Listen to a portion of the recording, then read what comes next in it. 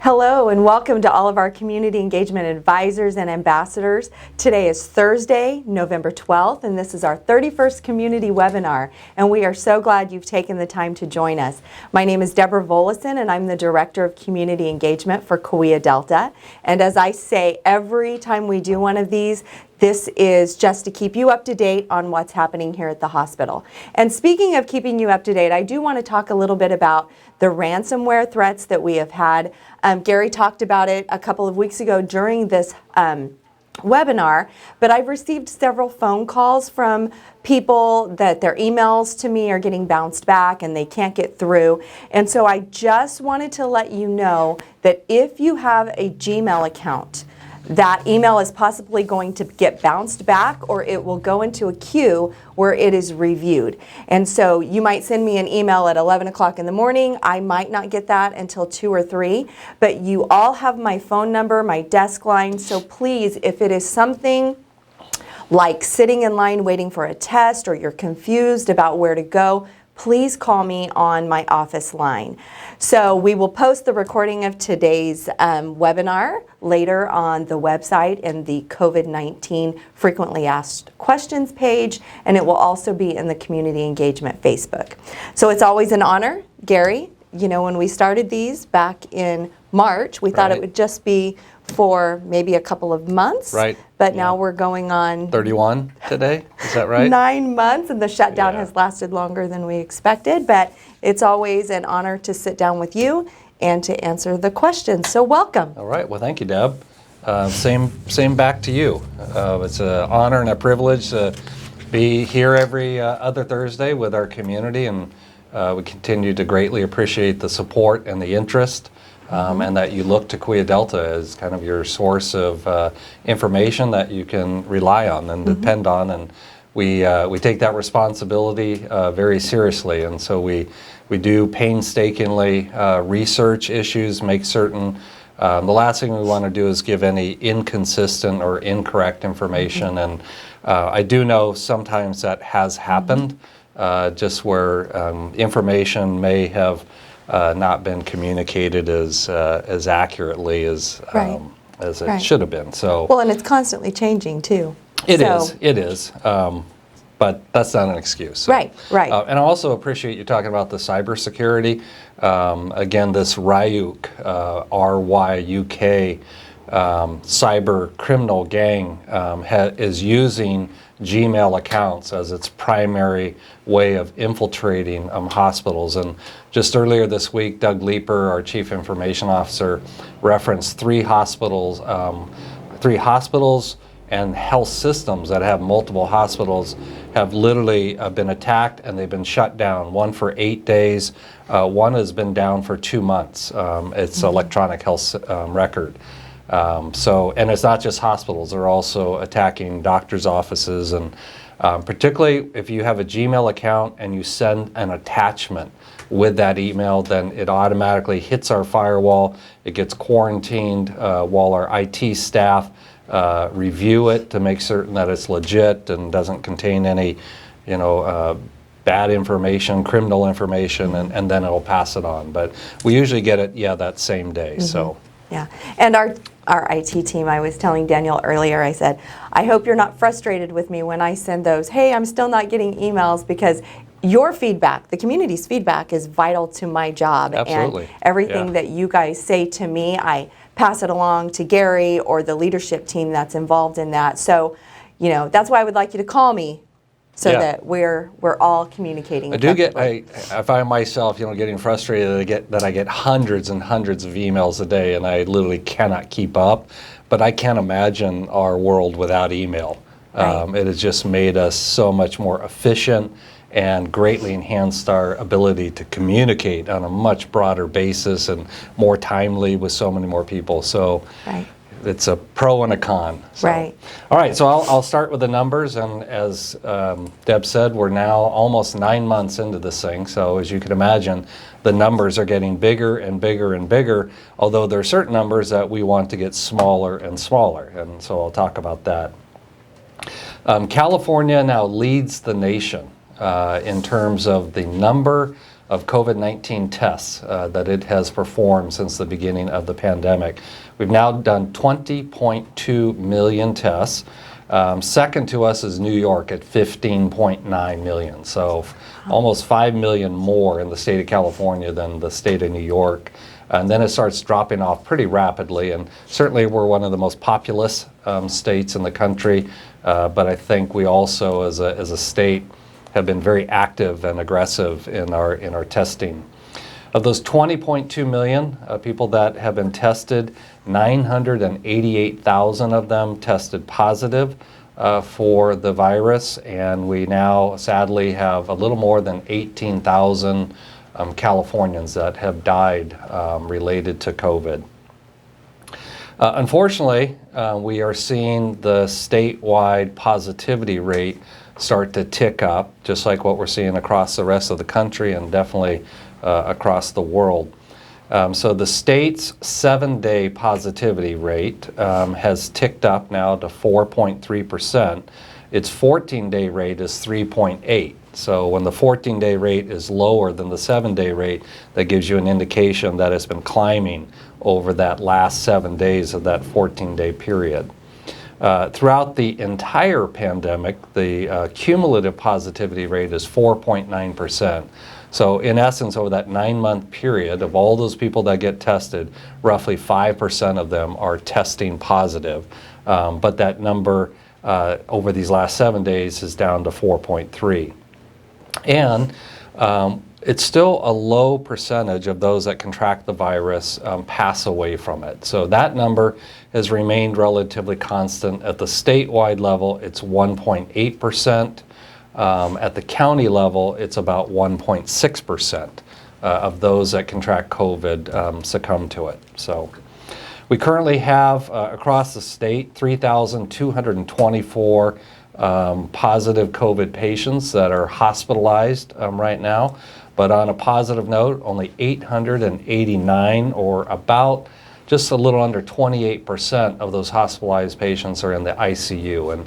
And you'll see it's even more dramatic here at Cahuilla Delta. So it had been hovering pretty steadily at about a third of those hospitalized across the state were in ICU. So to see that number drop down to a little less than 28% is comforting.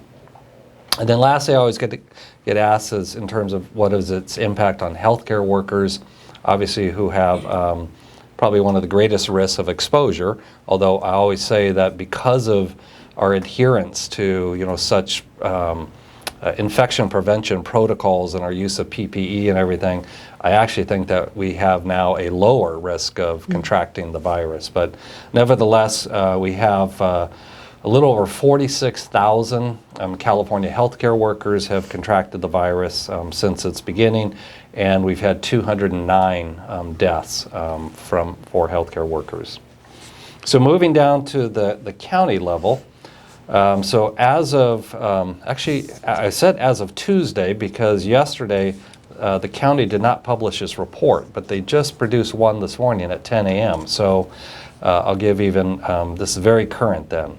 So since the beginning of the pandemic, the county has conducted countywide, because it's not just the county that's testing. Cahuilla Delta is doing a substantial amount of testing, and we also have commercial labs that are doing testing.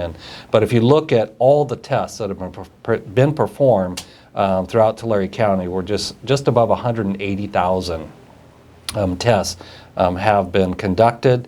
Of those 180,000, as of this morning, 18,741 people have tested positive for the virus, and we've had 299 deaths over the course of the pandemic. 119 of those 299 related to folks that were residing in nursing homes. In terms of the key metrics that allow a county to open its businesses, open its schools, its gyms, its churches and museums and things like that, there are the three metrics under the governor's Blueprint for a Safer Economy program. In two of the metrics, we're doing quite well. our 7-day average positivity rate, so just like the state's 7-day positivity rate is at 4.3%, Tulare County is at 5.2%. So you have to be below 8% for 14 days, and we are at 5.2. So that actually would put us in the red Tier 2 category, which would allow in-room dining. It would allow middle schools and high schools to open up. It would allow the Lifestyle Center to open up. So very excited to see that positivity rate in that red category. Also, our health equity positivity rate. So again, that's in those areas that have been most disadvantaged, tend to be a lot more congregate living, and so that quartile of our population in the county are also running well below the 8%. They're currently at 5.6%, also putting us in that Tier 2 red category. What's holding us back is the average number of daily new cases. So new COVID positive cases that are detected each day over a 7-day period. You have to be at 7 or below per 100,000 people.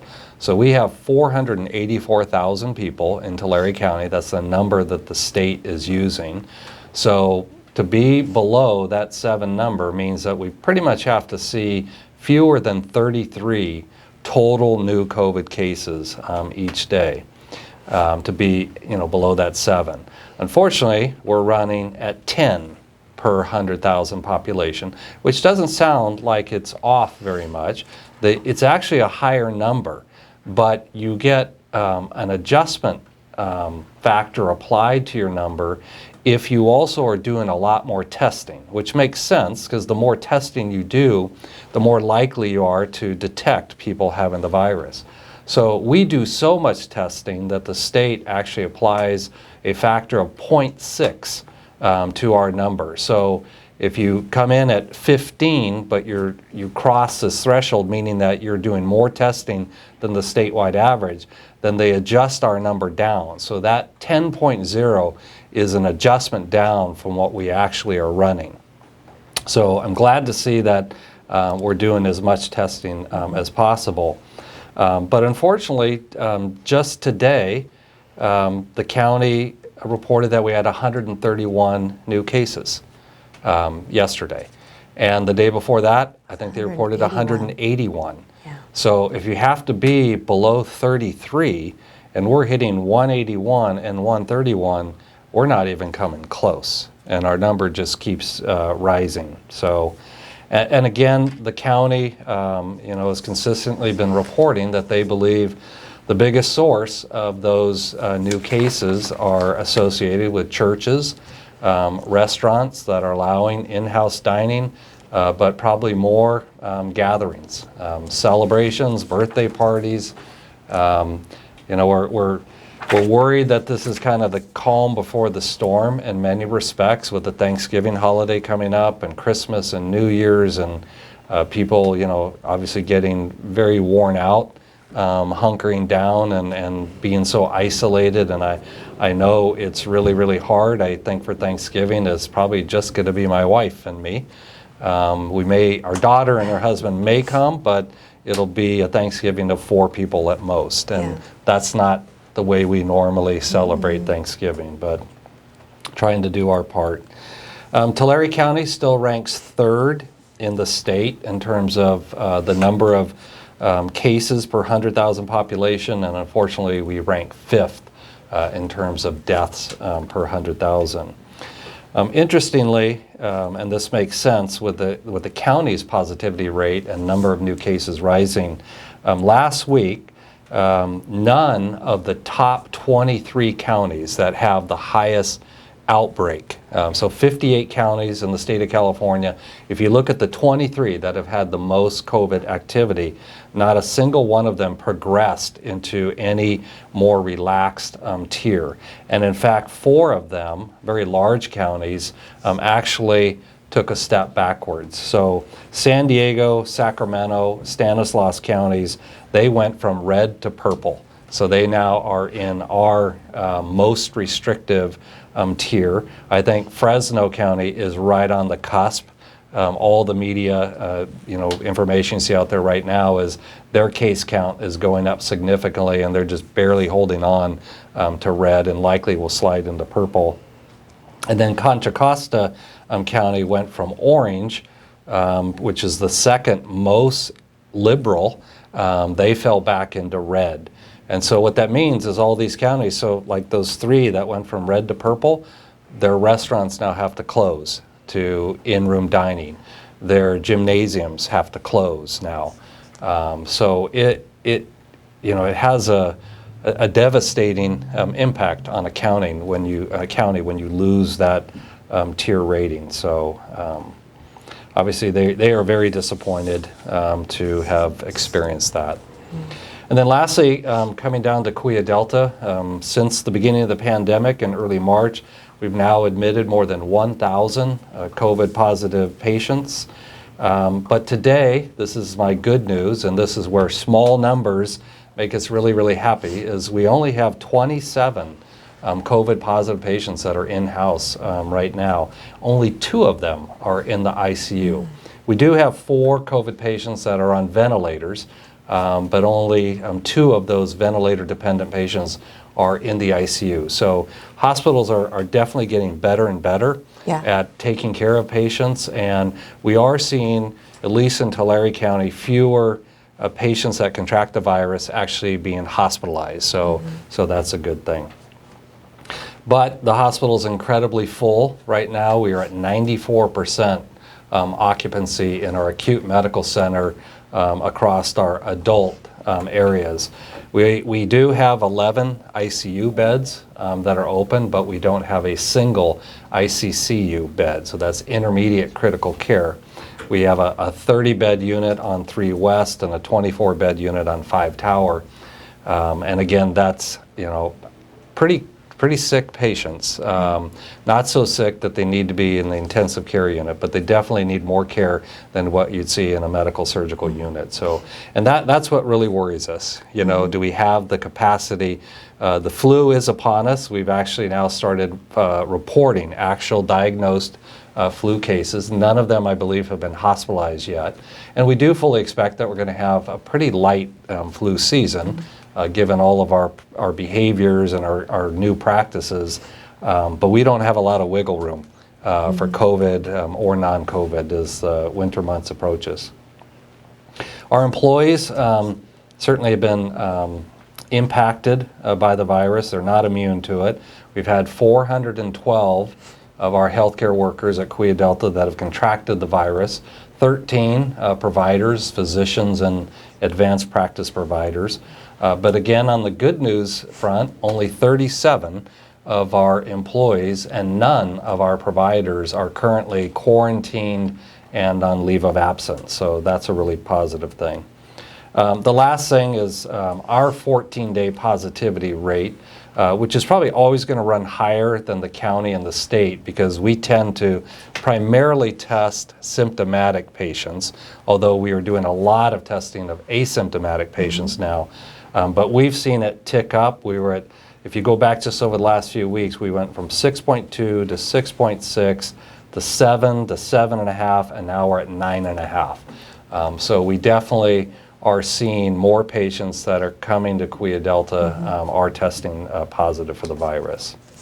So that's the latest on the numbers statewide.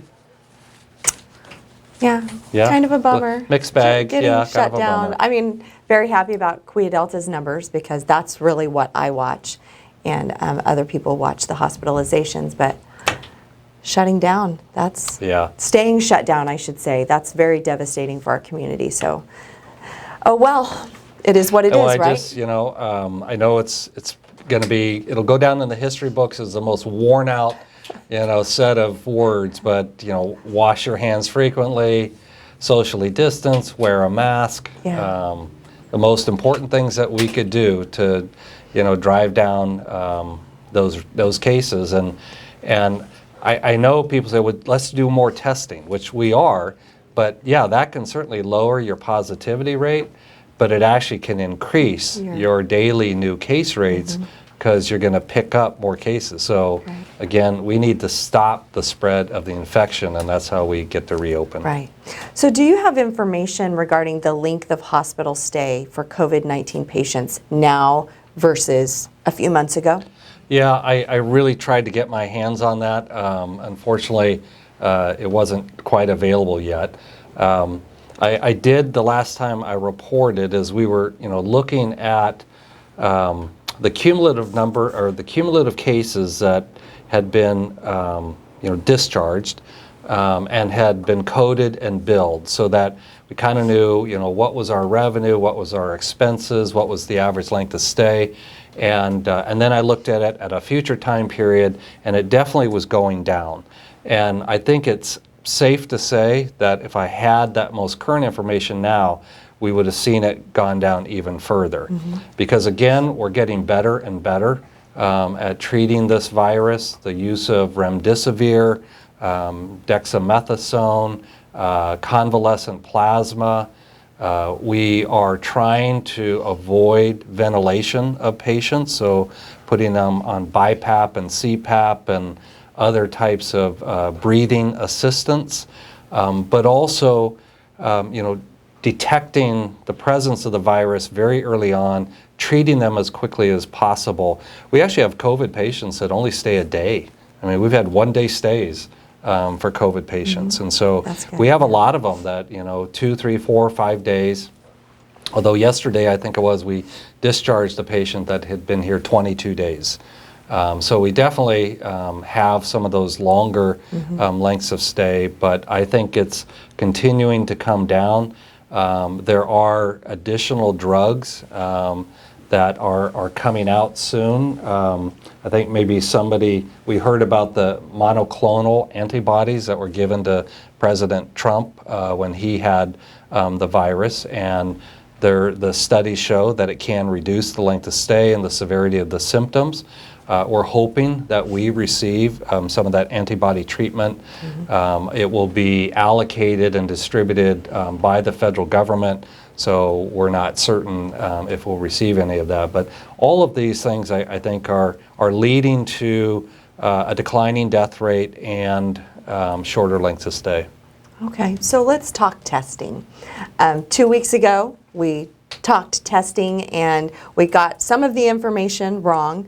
But our teams have worked hard to correct that since this webinar. But let's talk about where people can go get tested. Okay. Okay. I'm going to be very purposeful with this too. So we have rolled out our Quidel Sofia 2 antigen-based rapid result platform and testing kits now to our clinics in Exeter, Lindsay, and Dinuba. And that's where we do just the nasal swab? Yeah, well, I'm trying to think of the word. Less invasive, yeah.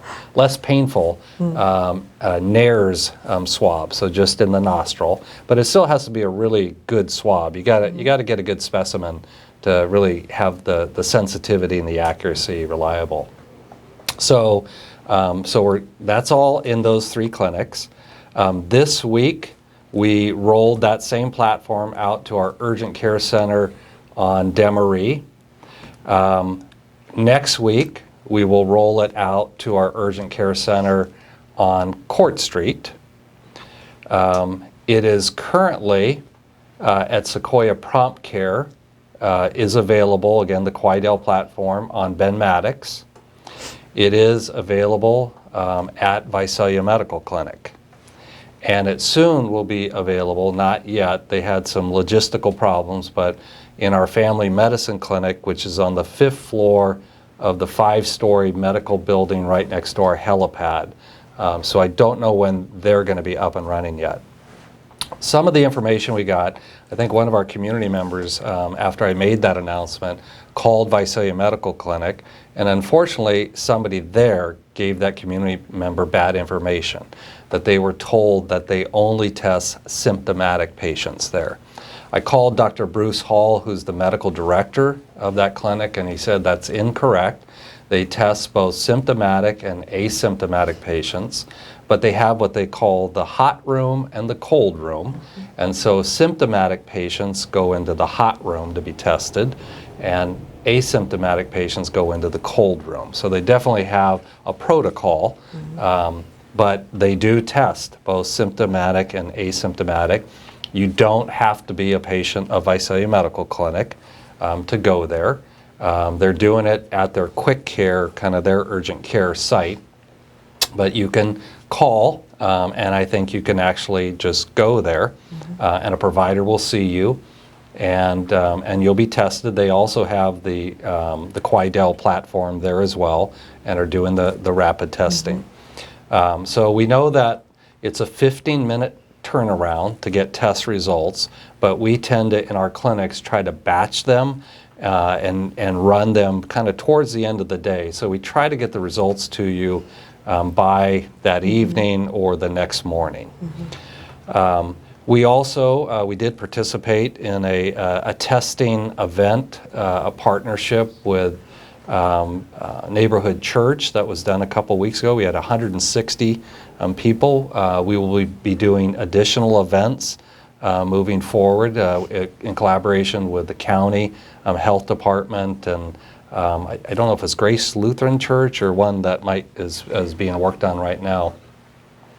And then, so that's all those sites I just mentioned, both symptomatic and asymptomatic. So you could feel as healthy as could be, but you're going to travel, or your employer wants you tested, or you want peace of mind, or you think you might have had an exposure. So you can just go to any of those sites. You can also call the Cahuilla Delta hotline to schedule an appointment at any of those sites. Now, those are, again, all the antigen-based platforms. We still are using the Abbott ID Now molecular platform. We are currently installing the new PerkinElmer platform, but that probably won't, that platform, which is a very high throughput platform, it's what the state is using in Valencia at its super site. It's what the county of Tulare uses. That's their PCR-based platform. So that probably won't be up and running until the end of this calendar year, but it will process 500 tests a day. So it has incredible volume. The Abbott ID Now platform, we only use that on our patients. So inpatients, patients going in for surgery, pre-surgical patients. So if you're coming in for elective surgery, we'll run that on the Abbott ID Now platform. That's also the platform that we use to test our employees and also any of our providers or residents, but also anybody that is symptomatic in the community that wants to be tested. Again, you can go to any of those clinics. You can go to our specimen collection site is actually on Court Street. It's just immediately adjacent to the urgent care center. But it is a dedicated nasal pharyngeal testing site that has isolation rooms and negative pressure rooms. But that's generally where we're going to send our symptomatic patients would go there to have the nasal pharyngeal swab. Okay. All right, so let's talk about the hotline. Several community members have reached out saying that they're on that hotline for, some have even said up to an hour or slightly over. And I know that we've reached out to the leadership and they've responded. So do you have a comment on that? Yeah, we've been overwhelmed, no doubt about it. We certainly underestimated the amount of volume. I think it was yesterday, we did 600 tests. Cahuilla Delta did 600 tests all on its own. In fact, we have such robust testing capability now, we no longer send any specimens out. We don't send any to a commercial lab. We don't send anything to the county. We test everything ourselves now, which allows us to turn results around very, very quickly. Even those that run on the molecular platform will have results same day or next day. But we definitely underestimated the volume of calls and visits. So Ryan Gates, who's our Vice President of Population Health Management, he was briefing our executive team yesterday. They definitely are working to hire additional staff or even to deploy existing staff so that they can man many more phones, and to look at the call center technology that we're using to see, if there is a way to route those calls faster and to get, reach a person much sooner. So it won't be fixed overnight, but we are very focused on it. It's one of our top priorities right now, is to address that and greatly reduce the wait time. Right. And then they also reminded me that yesterday was Veterans Day, so the county was closed. Which is why they didn't. And That's why they the didn't testing issue a report sites, yesterday. They didn't do Yeah. that yesterday, so we had an influx of patients because of the county being closed. Gotcha. So, but they are working on that, and in fact, I send feedback to them all the time when I receive it from community members, and I said, if you need me to volunteer and wear a vest and direct traffic, because I was out at VMC yesterday, and people are lined up for testing. It's Right. kind of crazy. Yeah. It's very crazy. Yeah, out there. I was out there last week, and they had done 160 or 180 tests just themselves Yeah. the previous day. So, but that's good. We want lots of Yeah. testing. We want. And the feedback I'm getting on the test turnaround times is it's a few hours. So that's a lot better than the 19 or 17 to 19 days that we Right. saw a few months yeah, ago. exactly.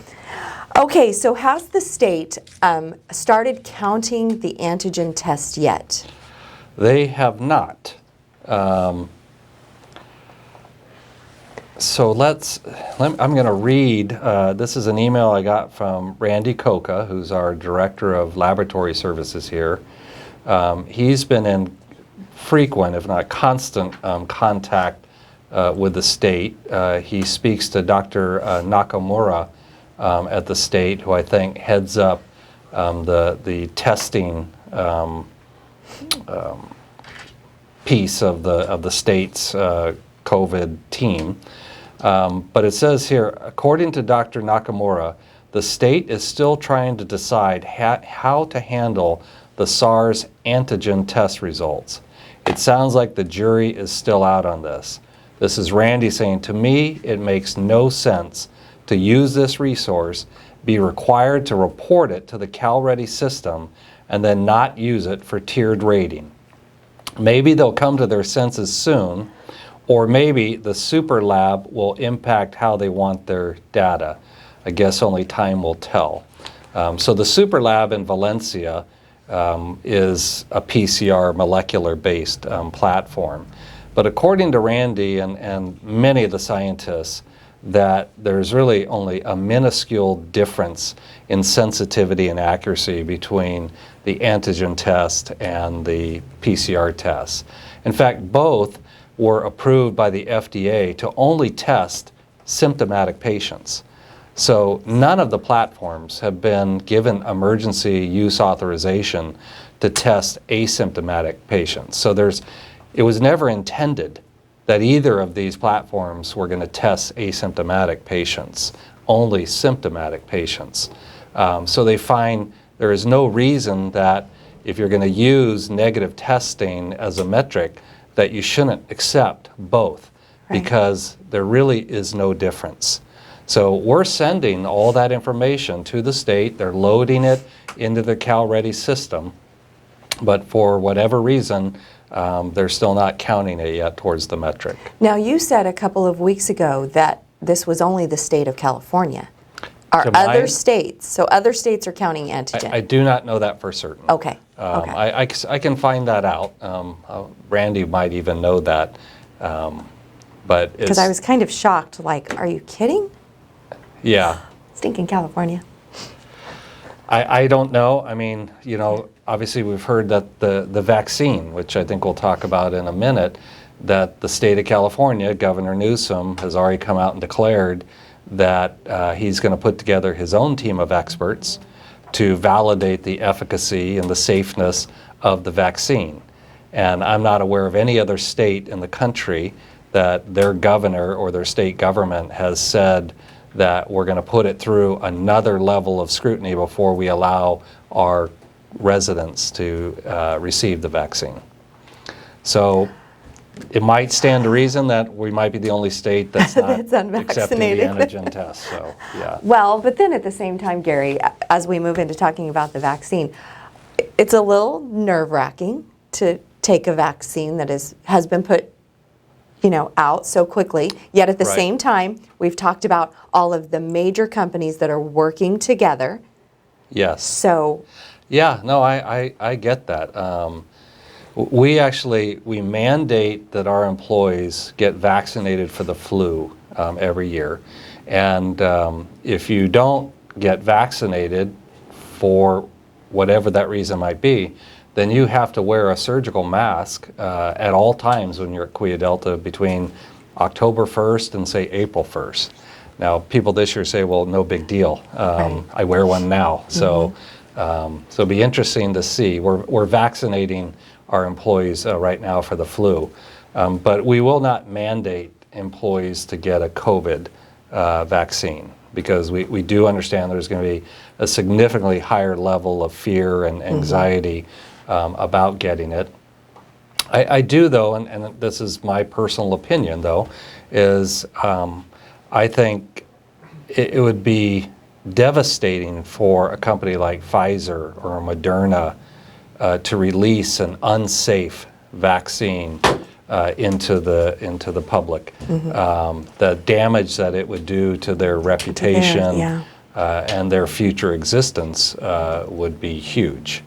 And I think they also understand the consequences, on human life of doing that. And I have full confidence that they are applying the same discipline to creating this vaccine and demonstrating that it is safe and effective as if they'd taken 3 years or the time they've taken, I think they would still go through the same steps. I think they have just deployed so much more manpower and intensity to this that it's still receiving the same treatment and approach to any vaccine that they normally would develop over the more traditional time frame. So in light of what you said about the governor, when do you think we will receive a vaccine here at QuiaDelta in Tulare County? We don't know that. So obviously we all got some very inspiring, encouraging news earlier this week that Pfizer, who is one of the leading drug companies, is probably furthest along than anybody, although Moderna is right behind them. But Pfizer came out this week and said that their mRNA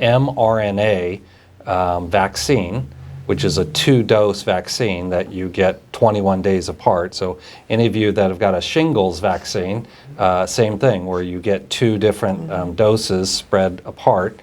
But they, through their testing that they've done using a placebo group and a real virus group, that they saw a 90% effectiveness, that those that have been vaccinated and didn't receive the placebo, they received the real vaccine, and then were exposed to the virus, 90% of them did not become symptomatic or become infected.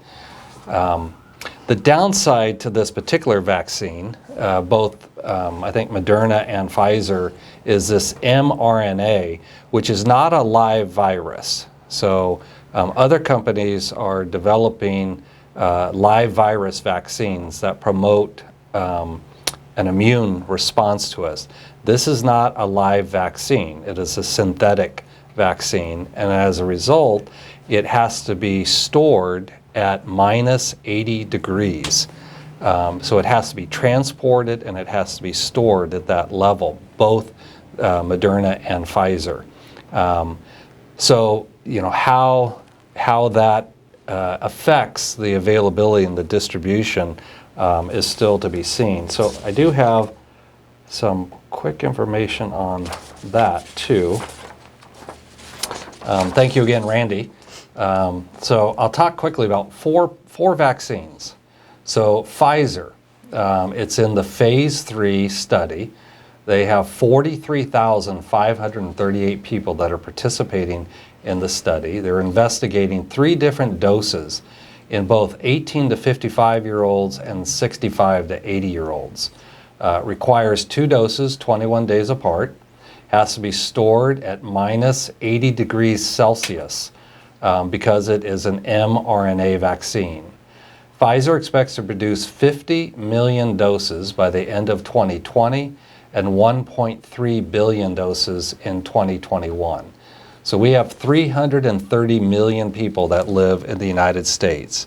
If every single one of them was vaccinated, we would need 660 million doses, and they intend to produce 1.3 billion doses in 2021, which sounds like there should be ample supply to go around. The interim analysis results were discussed today in the press release, that the vaccine is more than 90% effective in preventing COVID-19 in participants who did not have evidence of a prior COVID-19 infection. The analysis evaluated 94 confirmed cases of COVID-19 in trial participants. Pfizer plans to submit its emergency use authorization request to the FDA, which is expected to occur in the 3rd week in November. And their clinical trial will continue until the final analysis at 164 confirmed cases in order to collect further data. AstraZeneca is planning to have its data submitted to the FDA by December. They will not require storage at 80 degrees below zero because it is not an mRNA vaccine. Moderna is deep into the phase 3 study. They're just waiting for the trial to run its course so that they can release their results. It does require the 80 degree or minus 80 degree storage. And then Johnson & Johnson, they're finally resuming their trial after being put on hold for 1 month due to a safety investigation. And again, theirs is not an mRNA vaccine, so it does not require that storage. There are 51 companies right now, I think this is worldwide, that are working on developing a vaccine. 51 companies. There are 10 of them that are in phase 3, the final phase, or just moving from phase 2 to phase 3. So I really just shared news on the top 4, that they're part of that top 10, but they appear to have made the greatest progress towards releasing a vaccine. When Coweta Delta will get it, again, we don't know that. However, we do have a committee of physicians, and I think James McNulty, our director of pharmacy, very, very involved in that. But they already are developing the plans of how it would be distributed, how it would be stored at Coweta Delta, how it would be distributed, who it will be initially distributed to, just how we'll logistically manage it. And we definitely want to be one of the vaccination sites for our community. We vaccinate many community members for the flu every year through our clinics and our urgent care centers and our hospital. So we hope that the state and the county will recognize us as one of the major vaccination distribution healthcare entities. So, What about the freezers? Will we get the freezers? Yeah, so thanks to the county actually approached us well over a month ago to place an order for us to get, I think it's a minus 100 degree freezer, but using their CARES Act funds that they received, their allocation from the state, they've already placed an order for us for our freezer. But unfortunately, I think it's just one freezer at this point that we would probably store in our laboratory. We'd really like to have additional freezers that we could deploy to our various clinics so that we could keep vaccine on site there. What is a normal freezer? What's the difference in this freezer and a normal freezer? I don't think normal freezers go to 100 degrees below 0 Celsius. I know mine at home doesn't, so I'd be afraid to open it, to touch anything inside of it. Right. Yeah. That's interesting. Yep.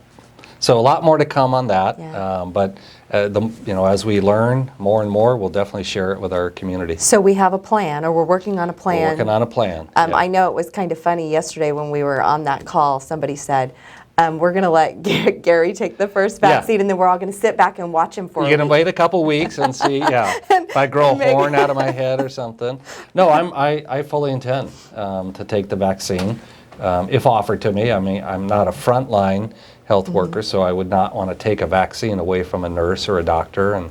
But if it's available, I'm happy to be one of the first to take it. And that's how confident I am in the process and in the company.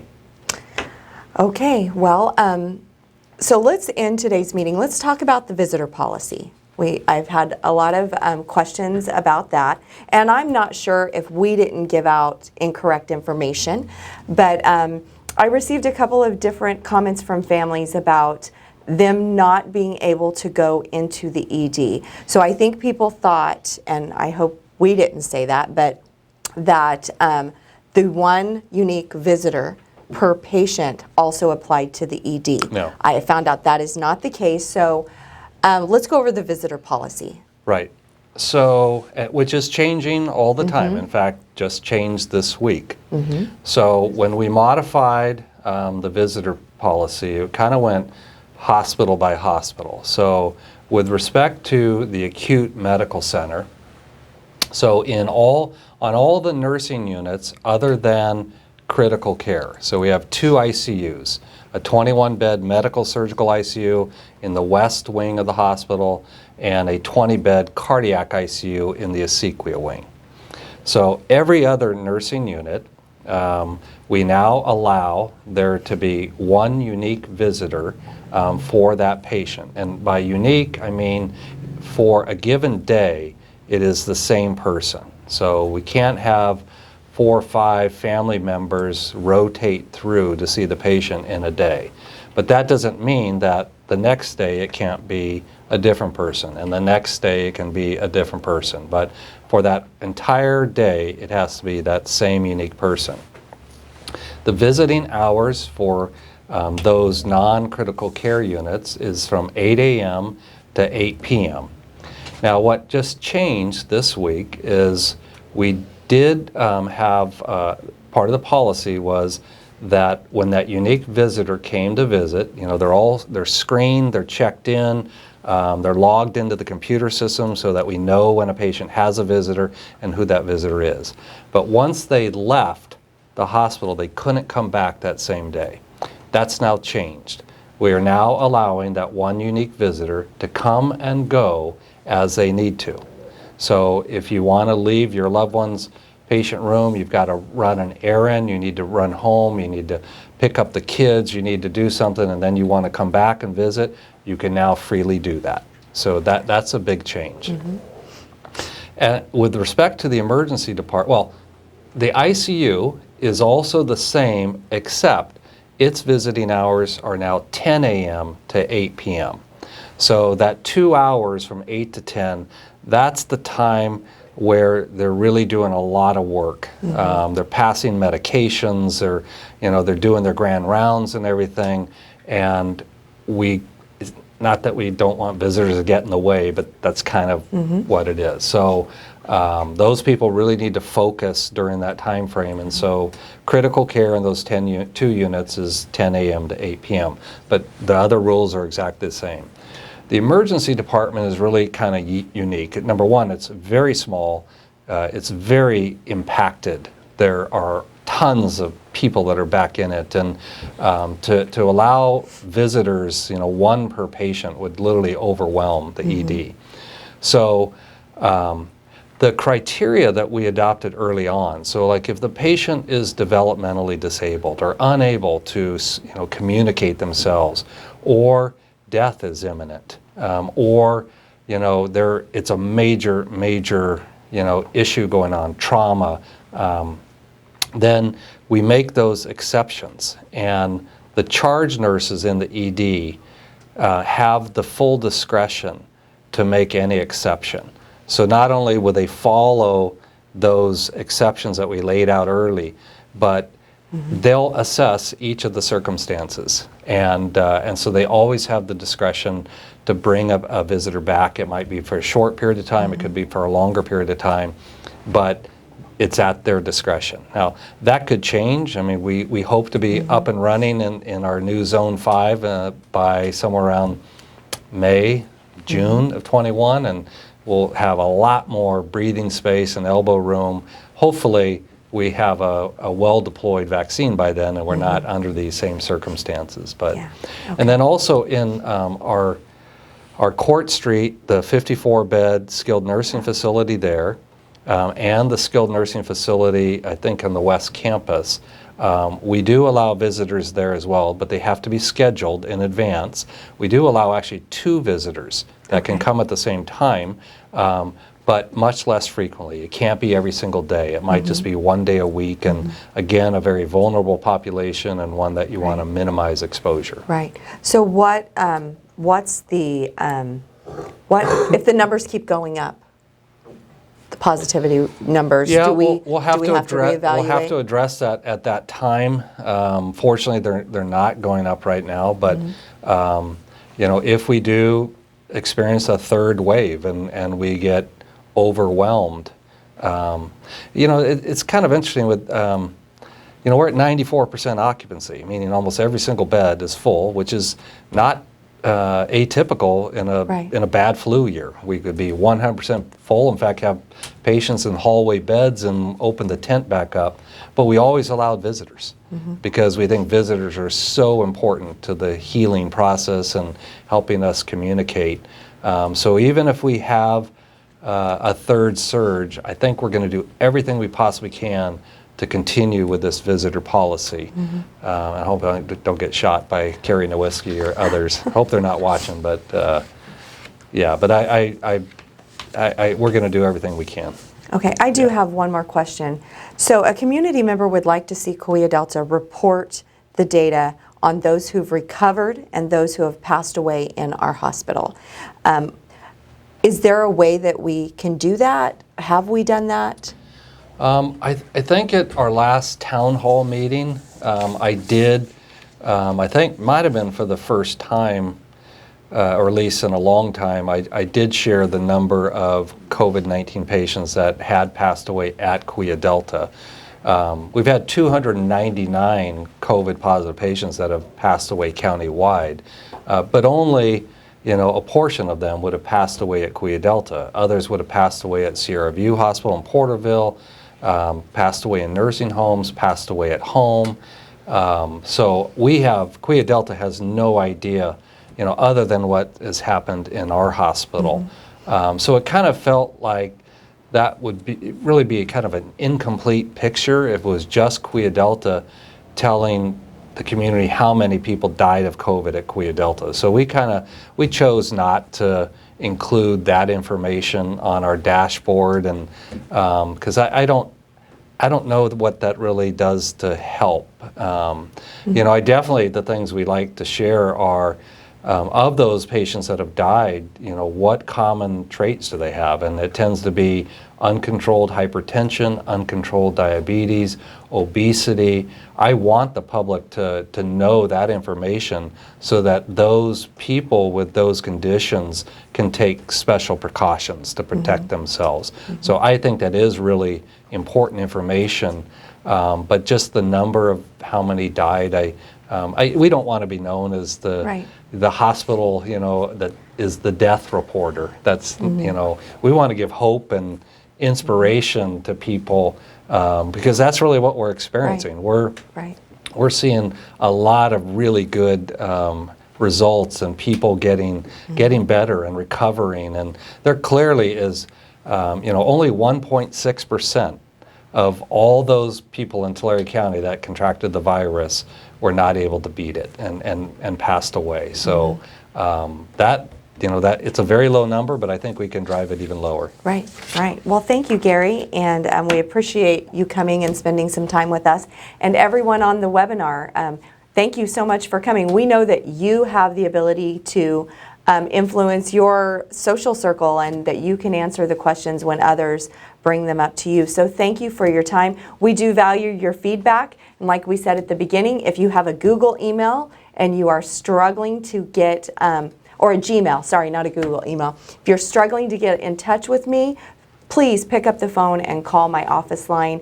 You know, we value your feedback and we appreciate any communication that you send our way. So Gary, you want to end it with an inspiration? Yeah, well, I just want to wish everybody a really happy and safe Thanksgiving. I think it is 2 weeks from today, so we will probably not have a broadcast today or that Thursday. I don't know if we want to do it on Wednesday or we just take that week off, but just want to wish everybody a very happy Thanksgiving. I consider myself incredibly blessed, and I have so many things to be thankful for. And being in a community like this, the honor to work with some incredibly talented and committed and dedicated people, it really is inspiring. I wish you could be in here in the room with us. It's just a lot of fun working together. This telecasting has taken us into a whole new direction that, again, will continue to carry on in the years to come. So, again, just be safe. Keep the message out there, and thank you for joining us.